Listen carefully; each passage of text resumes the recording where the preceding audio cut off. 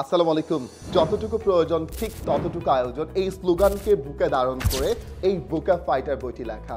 আমি যখন ভোকাবুলারি শিখতে যাই অনেক সময় দেখা যায় যে আমি এত ভোকাবুলারি শিখছি কিন্তু মনে থাকছে না।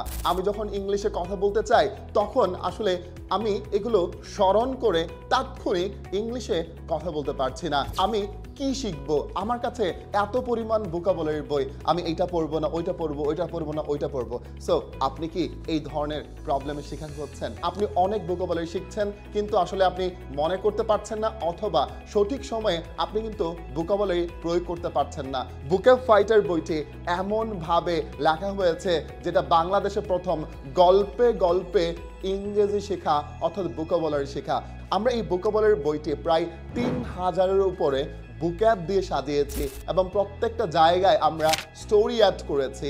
এই স্টোরি পড়লে কি হয়, আমাদের স্থায়িত্বটা বাড়ে এবং দুইটা বিষয় একসাথে হয়। আমাদের রিডিং পড়ার হ্যাবিট তৈরি হয় এবং ভোকাবুলারি শেখাটা সহজ হয়ে যায়, দীর্ঘদিন মনে থাকে।